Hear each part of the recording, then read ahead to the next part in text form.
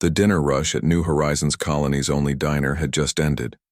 Olivia Bennett wiped down the counter with practiced sweeps, her movements efficient after 3 years of the same routine. Outside the windows, the twin moons of Harmonia cast a gentle blue glow over the colony's main street. Metal buildings gleamed in the evening light, a stark contrast to the planet's natural purple vegetation. "Last call for coffee," Olivia announced to the few remaining customers. Her voice carried the slight accent of someone raised in Earth's North American region, a common trait among the first wave of colonists. A miner in the corner booth raised his cup without looking up from his data pad. Olivia grabbed the coffee pot and walked over, her comfortable shoes making no sound on the worn floor. "Rough day in the eastern mines?" she asked, filling his cup. The miner, Greg, nodded. "New vein of Exerium looks promising, but the equipment keeps breaking down." He took a sip and sighed with appreciation. "At least the coffee here is better than the sludge they serve at the mining camp." Olivia smiled but said nothing. She had learned to be a good listener. In a frontier colony like New Horizons, the diner served as more than just a place to eat. It was where people shared news, complained about work, and forgot for a moment that they were on a planet 20 light-years from Earth. As she returned to the counter, her eyes briefly caught the shape covered by a cloth in the far corner of the diner. The colony's founder had insisted on bringing a piano all the way from Earth when they established the settlement 5 years ago. "Culture is what separates a colony from just a mining operation," he had said. Olivia looked away quickly. Few people knew that beneath her rolled-up sleeves were the faint scars of multiple surgeries. Even fewer knew she had once been called the rising star of New Boston, with recordings that sold millions back on Earth. The bell above the door chimed. Olivia turned, customer smile ready, but it faltered when she saw who entered. 3 tall figures ducked through the human-sized doorway. Their skin shimmered with colors that seemed to shift in time with their movements. The center figure wore elaborate robes with patterns that resembled musical scores. These were Melodians, and not just any. The one in robes had to be Ambassador Lyrix. The diner went silent. Everyone knew the Melodians had arrived 2 days ago for negotiations with Colony Administrator Frank Winters, but no one expected them to visit the local diner. "Welcome to Joe's," Olivia said, recovering her professional demeanor. The diner was actually owned by a woman named Paula, but she had kept the original name from when she bought it from its founder. "What can I get for you?" The ambassador's eyes, 3 of them arranged in a triangle, blinked in sequence. "We wish to observe how humans gather for sustenance and social interaction," he said. His voice had an unusual quality, as if multiple tones were being played at once. "Administrator Winters suggested this establishment." "Well, you're welcome to sit anywhere," Olivia said, gesturing to the nearly empty diner. "The kitchen is closed, but I can offer beverages." The Melodians chose a booth by the window. Olivia brought them water, unsure what else they might consume. She had heard they absorbed nutrients from specific sound frequencies, but that seemed too strange to be true. As she set down the glasses, Ambassador Lyric studied her with unusual intensity. "You have damage to your upper limbs," he stated, not a question. "The muscle and nerve patterns show interruption and repair." Olivia nearly dropped the tray. She pulled her sleeves down in a reflexive gesture. "I had an accident years ago. It's fine now." "Interesting. Our scans indicate this establishment contains an instrument of sound creation, yet it remains unused." The ambassador gestured toward the covered piano. Greg the miner chuckled from his booth. "That old thing? Nobody here knows how to play it. It's just decoration." The ambassador's colors darkened slightly. "This is disappointing. We had hoped to observe authentic human artistic expression. Your technological achievements are—" He paused, searching for a diplomatic word. "Developing. But we judge civilizations by their creative resonance." Olivia felt a chill. Everyone in the colony knew how important these negotiations were. The Melodians had advanced defense technology that could protect them from the increasingly aggressive Vorax collective that had been pushing into nearby systems. Without an alliance, the colony's future was uncertain at best. Perhaps another venue would be more suitable, the ambassador said, rising. The other Melodians followed. After they left, the diner buzzed with worried conversation. "Did you hear that?" Greg asked no one in particular. "They judge us by our art, not our mining output or manufacturing capacity. We're doomed then," another patron replied. "This is a working colony, not some fancy Earth cultural center." Olivia said nothing, continuing to clean up as the last customers paid their bills and left. Paula emerged from the back office where she had been doing accounts. "Closing time," she said. "You okay to lock up, Olivia? I promised to meet with the planning committee about tomorrow's reception for the Melodians."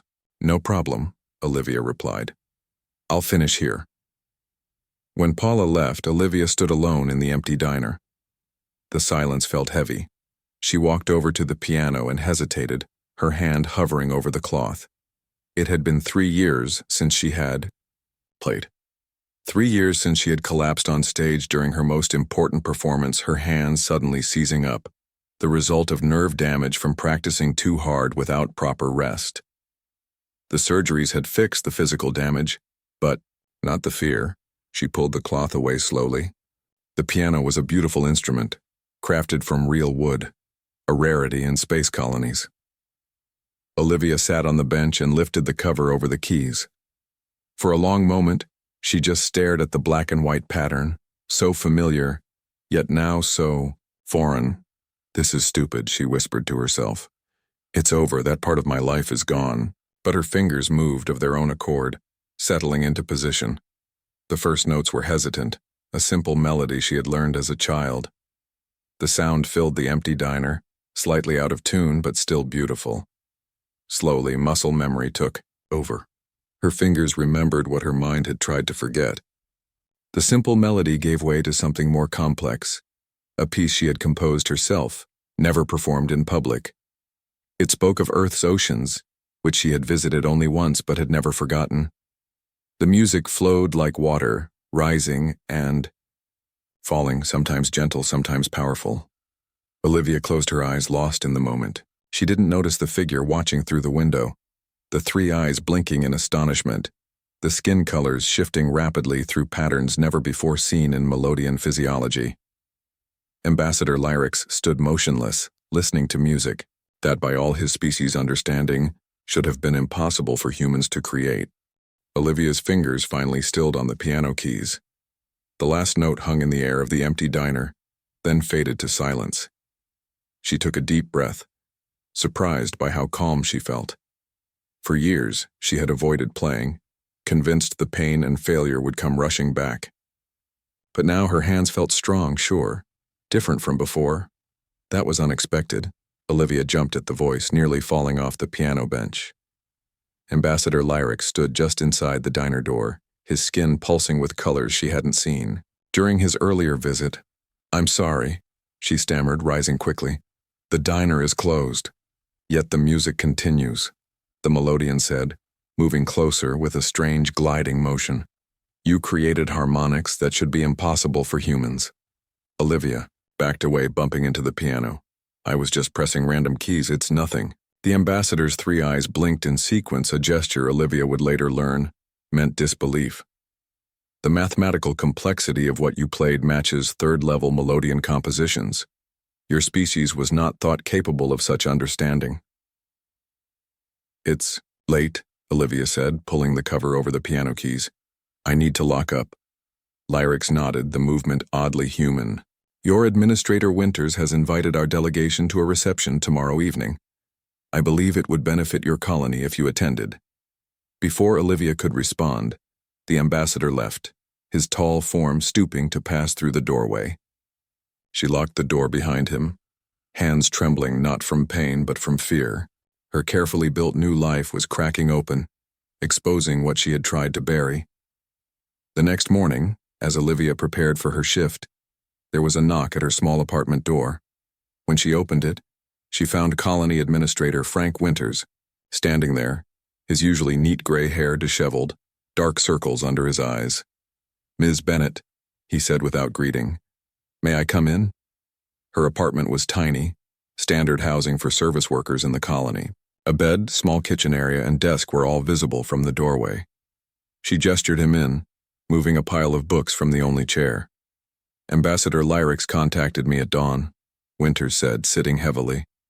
He claims he witnessed a musical performance by a diner waitress that has, and I quote, shifted the entire foundation of the negotiations. Olivia poured coffee into her single mug and handed it to him. I was just playing around with the piano. It wasn't a performance.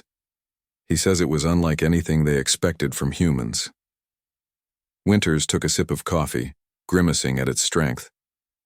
The Melodians have extended negotiations by 1 day. They want you to play at the reception tonight. No. The word came out sharper than she intended.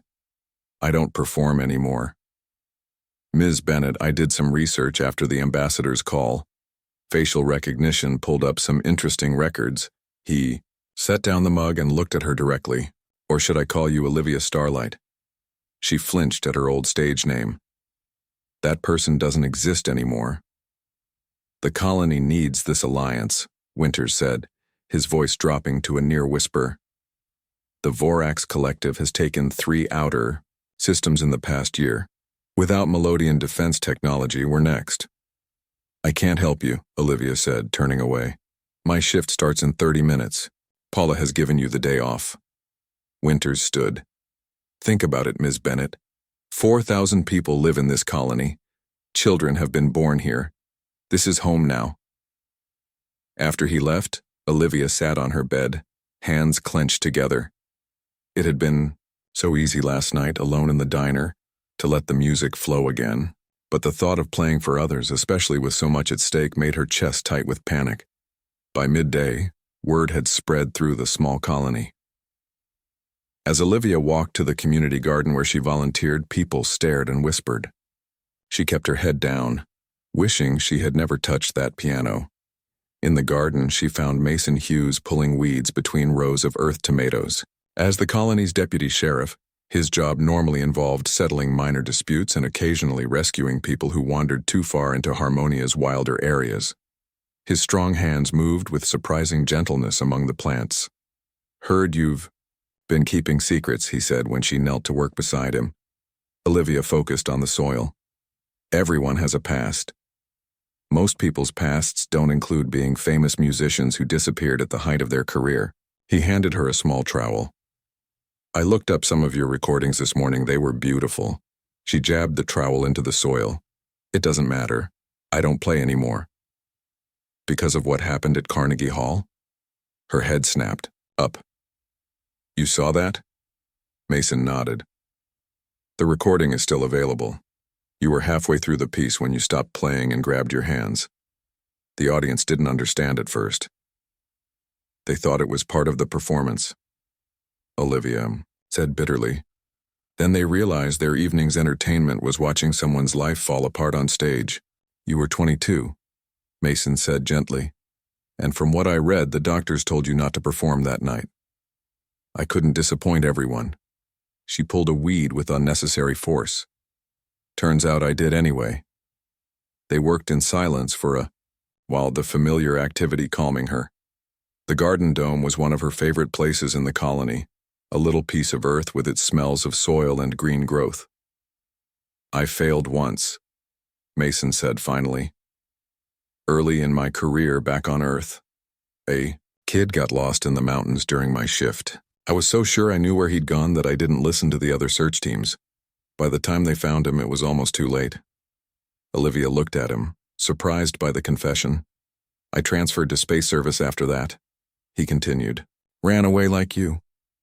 But the difference is I got a second chance to get it right.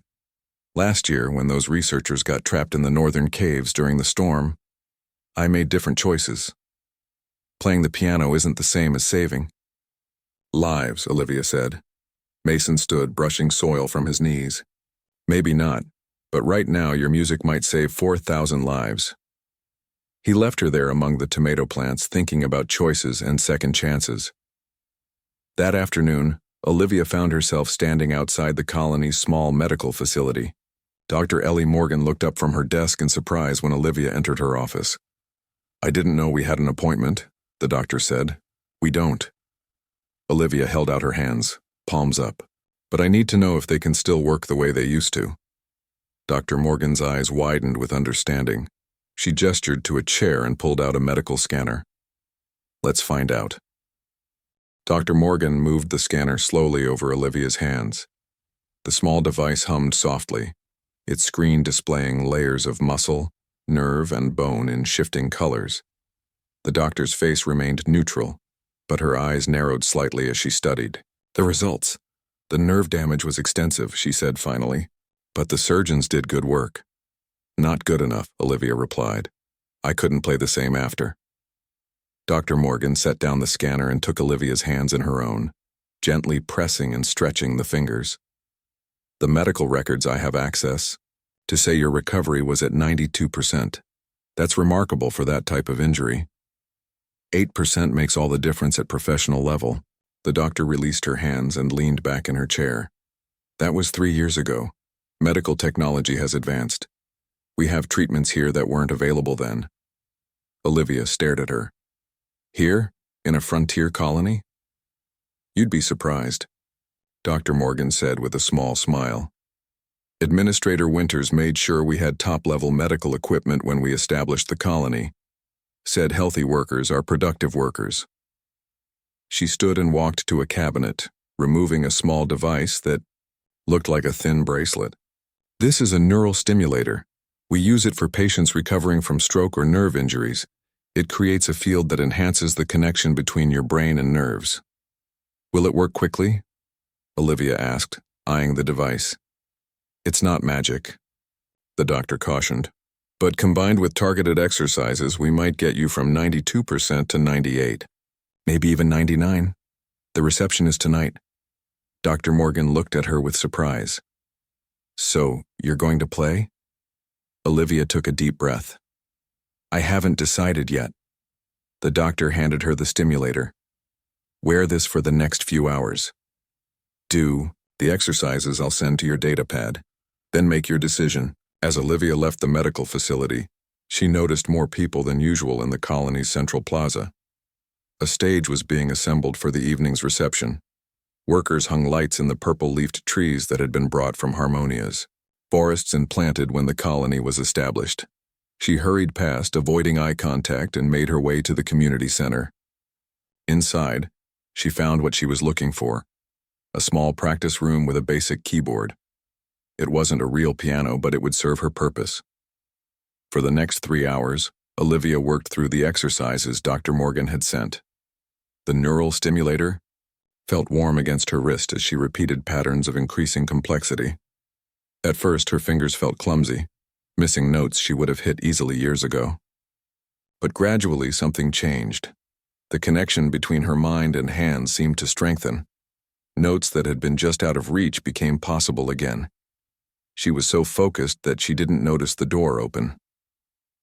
Administrator Winters stood, watching her, his face showing both hope and concern. The Melodians have issued a formal challenge, he said when she finally looked up. They will consider an alliance if a human can match their finest musician in a performance. Olivia's hands stilled on the keys. A competition? They call it a harmonic exchange. Their musician, Crescendo, has never been defeated. He hesitated. But Ambassador Lyric specifically requested you. She shook her head. I'm not ready. Even with this, she held up her wrist with the stimulator. I'm not what I used to be. None of us are, Winters said quietly. But sometimes being what we are now is enough. He placed a datapad on the keyboard. This just came through from Earth. The Vorax Collective has taken another system. They're moving faster than we thought. The screen showed military reports, casualty numbers, evacuation notices. Olivia looked away, but the images stayed in her mind. I'll leave you to practice, Winters said, walking to the door. The reception begins at sunset. The challenge will happen 1 hour after. When he was gone, Olivia stared at the keyboard. The weight of 4,000 lives pressed down on her shoulders. She closed her eyes, remembering Carnegie Hall, the lights, the expectations, the pain that had shot through her hands halfway through the performance. the silence that had followed her final twisted note. She had failed then. Could she risk failing again with so much more at stake?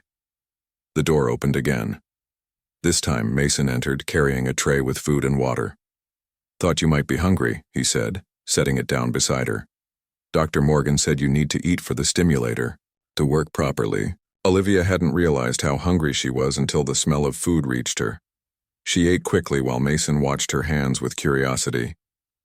"Will it be enough?" he asked, nodding toward the stimulator. "I don't know," she admitted. "But I've decided to try." He smiled. "That's all anyone can ask?" He stood to leave, then paused. "Oh, I almost forgot. The Melodian delegation requested information about you. Official stuff for the challenge. I had to give them your performance records from Earth." Olivia froze. "Did they watch the Carnegie recording?" "Probably," Mason said with a shrug. "They seemed very interested in your musical background." After he left, Olivia returned to the keyboard with renewed determination. If the Melodians had seen her failure, she would show them her recovery. She would play something new. Not the classical pieces from her past, but something that told the story of harmonia, of humanity's struggle to find a place among the stars. As the day faded toward evening, Olivia finally left the practice room. In her small apartment, she found a package outside her door. Inside was a simple but elegant blue dress with a note from Paula. "For tonight, the colony is behind you." Olivia showered and changed, surprising herself by taking extra care with her appearance. The person in the mirror looked both familiar and strange. Part of her old self emerging from hiding. The neural stimulator still hummed against her wrist, now almost comfortable. Her hands felt more alive than they had in years, though a shadow of doubt remained. Would it be enough? As she walked toward the plaza where light and music now filled the evening air, Olivia saw her neighbors gathering. Many nodded to her with encouraging smiles. Some even whispered good luck as she passed. Near the stage, Administrator Winters waited with Ambassador Lyrics and several other Melodians. Among them stood a taller figure with elaborate markings on its skin. Even without an introduction, Olivia knew this must be Crescendo, the Melodian musician she would face.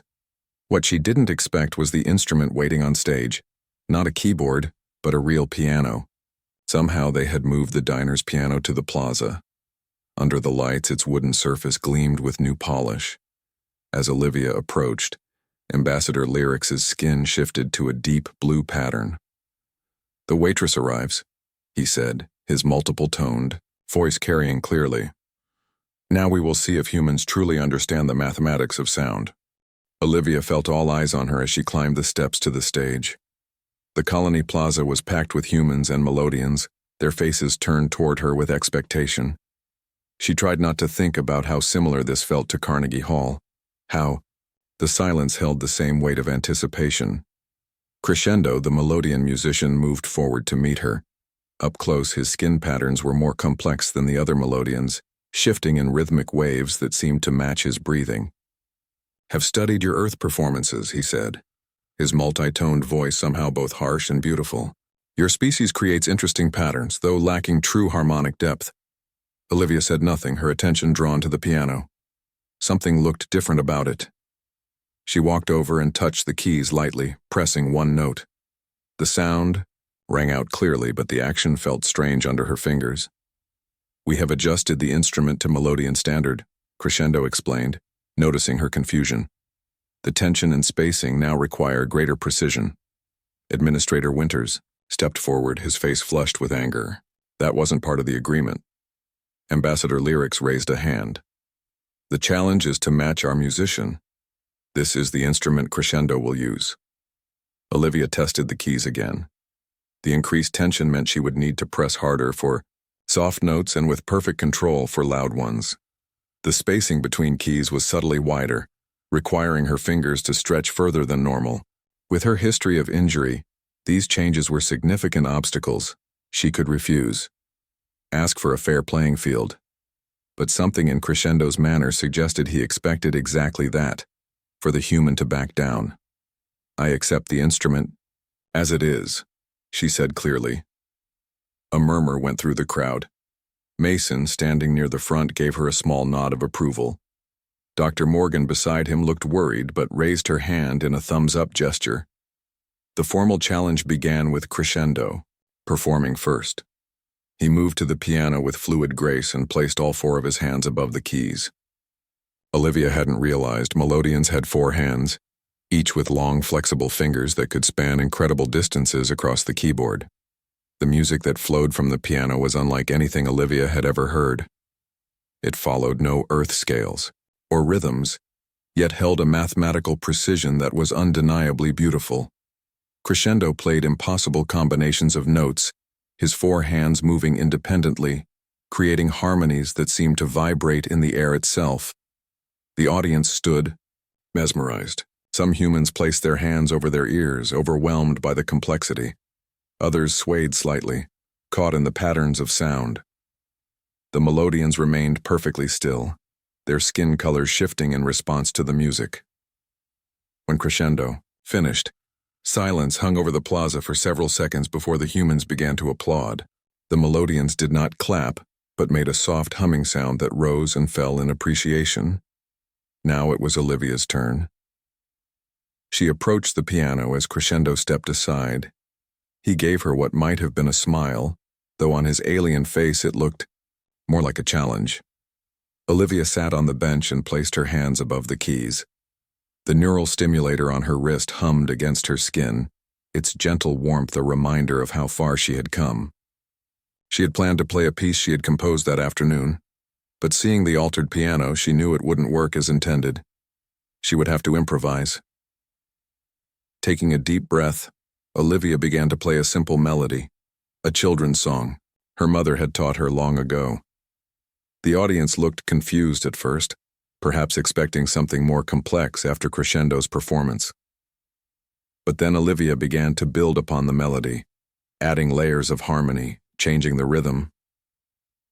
Her fingers stretched to accommodate the wider spacing between keys, and she adjusted her pressure to work with the increased tension. The neural stimulator seemed to pulse in time with the music, helping her make micro-adjustments as she played.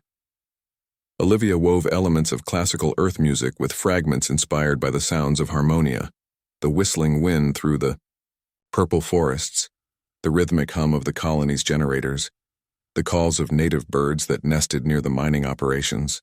She even incorporated mathematical patterns she had heard in Crescendo's performance, translating them into a form that human ears could better understand. As she played, she told the story of humanity's journey to the stars, the hope, the struggle, the moments of beauty found in unexpected places. Her music spoke of the frontier spirit that had brought them all to this distant world, seeking connection not just with each other, but with new forms of life. The pain she expected never came. Instead, her hands moved with growing confidence, across the keys, finding pathways through the music that she hadn't thought possible since her injury. The altered piano became not an obstacle, but a new instrument to explore, offering sounds and combinations she had never attempted before. Olivia lost track of time, lost in the flow of creation, when she finally brought the piece to a close, returning to the simple children's melody but transformed by all that had come before. She was surprised to find tears on her face. The plaza remained silent for a long moment. Then, from the melodeon section, the humming began, not just polite appreciation as before, but a rising sound that matched the final notes of her performance. The humans joined with applause that grew to a thunderous level, many standing with expressions of wonder or wiping away tears of their own. Ambassador Lyrics approached the stage, his skin pulsing with colors so bright they almost hurt to look. Beside him, Crescendo stood with his head tilted, his 4 hands moving slightly as if still playing invisible notes. "This was unexpected," the ambassador said, his voice carrying over the crowd. "Our analysis suggested humans were capable only of reproductive music, recreating patterns discovered by others. But you have demonstrated true creative harmonic understanding." Crescendo stepped forward. "The human played in patterns that match our ancient scores, yet combine them in ways our composers have not attempted. This requires Further study. The Melodians conferred among themselves, their skin patterns shifting rapidly in what seemed to be an animated discussion. The plaza grew quiet again as humans waited anxiously for their verdict. Finally, Ambassador Lyrics turned to Administrator Winters. "We will need to modify the terms of our proposed alliance." Winters' face fell. "I see. Yes," the ambassador continued. "The terms were insufficient. We now offer full integration of defense systems, plus cultural exchange programs. The human musician has proven your species worthy of resonant status, the highest designation our people offer to non-Melodians." A cheer erupted from the crowd. Winters looked stunned for a moment, then broke into a wide grin as he shook the ambassador's hand. On stage, Olivia remained seated at the piano, still processing what had happened. She had faced her greatest fear and found not failure but a new beginning. Her hands rested comfortably on the keys that had once seemed like enemies but now felt like old friends. Mason appeared at the side of the stage, giving her a thumbs up. Dr. Morgan stood beside him, professional composure breaking into a proud smile. And beyond them, Olivia could see the faces of her neighbors, the people she had served coffee to for 3 years without ever letting them know who she truly was. Now they knew, and somehow that felt all right. The week following the performance changed everything for New Horizons colony. Melodian ships arrived in orbit, bringing defense systems that would protect them from the Vorax Collective. Engineers from both species worked together, installing technology that the colonists had only dreamed of having. For Olivia, life changed too. She could no longer walk through the colony without being recognized. Children asked for her autograph. Adults wanted to hear stories about Earth and her career as Olivia Starlight. Some even brought old recordings for her to sign. "You can't hide in the kitchen anymore," Paula told her on her first day back at the diner. "The customers want to see you."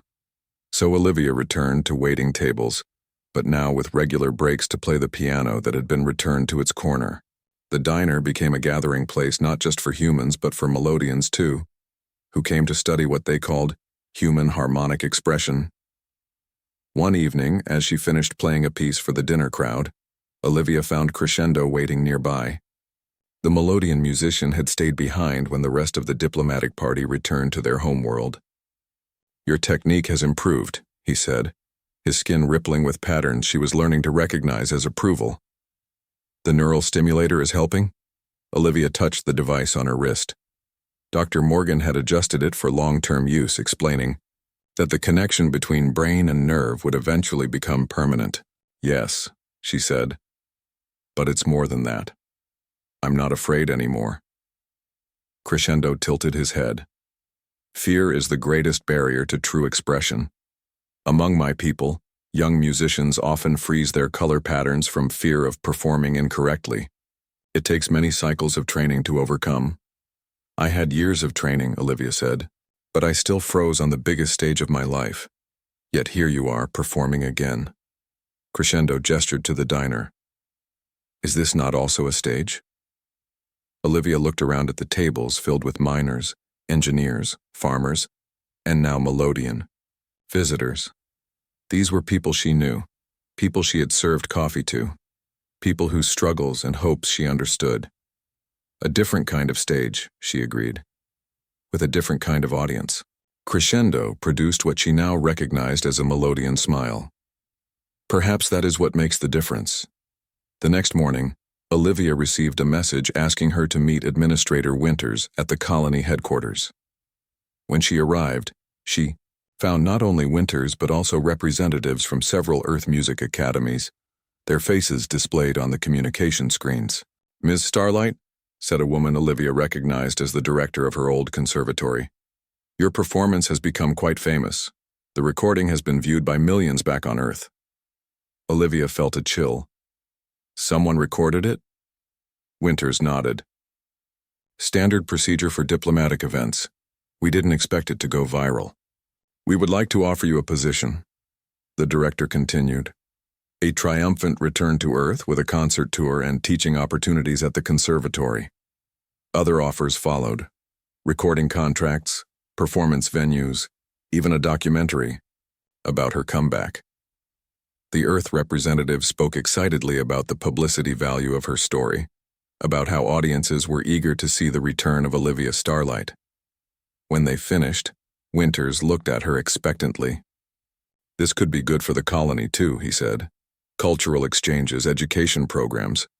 Earth is suddenly very interested in what we're doing out here." Olivia sat quietly for a moment. 3 years ago, these offers would have seemed like a dream come true. A second chance at the career she thought she had lost forever, but now— "Thank you for the offers," she said finally, "but my home is here now." The faces on the screen showed surprise and disappointment. They tried to persuade her, offering more money, more prestige. But Olivia's decision was made. After the call ended, Winters studied her with curiosity. "May I ask why? Most people would jump at the chance to return to Earth, especially with opportunities like those." Olivia thought about the diner, about the community garden, about the friends she had made. On Earth, I was Olivia Starlight, always performing, always trying to meet expectations. Here, even though people now know who I was, they first knew me as just Olivia, the person who poured their coffee and remembered how they liked their eggs. She smiled. "Besides, there's something special happening here. The Melodians are teaching us new forms of music, and we're teaching them about emotion and sound. I want to be part of that."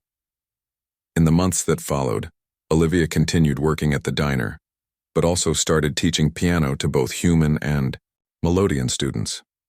The colony converted an unused storage building into a small concert hall, where weekly performances brought the two species together. Crescendo stayed on as part of the cultural exchange program. Together, he and Olivia composed new pieces that combined Melodian mathematical precision with human emotional expression. Their first collaboration was performed for a mixed audience and transmitted back to both Earth and the Melodian homeworld, breaking viewing records on both planets.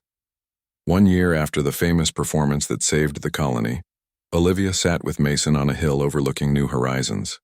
The settlement had grown, with new buildings and expansion plans for another dome. In orbit, the shapes of Melodian defense ships were visible against the evening sky, a constant reminder of the protection they now enjoyed. "No regrets?" Mason asked, watching a group of human and Melodian children playing a musical game in the distance. Olivia felt the familiar weight of the piano keys beneath her fingers, though she wasn't playing at the moment. The memory lived in her hands now, always ready, no longer something to fear. "None," she said. "I thought losing my career was the end of everything. But it was just the beginning of something different, something better." Mason nodded, understanding, in his eyes. He had received offers to return to Earth too, with promotions to more prestigious positions. Like Olivia, he had chosen to stay. "Sometimes the best music comes from unexpected places," he said, smiling at her. "Like diners on distant worlds." Olivia laughed. "And sometimes waitresses turn out to be more than they appear." As darkness fell over the colony, lights came on in windows and along pathways. From the new concert hall, the sounds of a mixed human Melodian choir drifted up the hill, practicing for the upcoming anniversary celebration. Olivia closed her eyes and listened to the harmony of voices, some human, some alien, but creating something beautiful together. It was so different from the solo performances of her past, where she had stood alone in the spotlight. Here, on this distant world, she had found not just a new beginning for herself, but had helped create something larger, a bridge between species, built on the universal language of music. The waitress who had hidden from her past had become the musician who helped shape the future, not just for herself or even for humanity, but for two civilizations learning to grow together among the stars. And that, Olivia thought, as she opened her eyes to the twin moons of Harmonia rising above her new home, was a melody worth playing.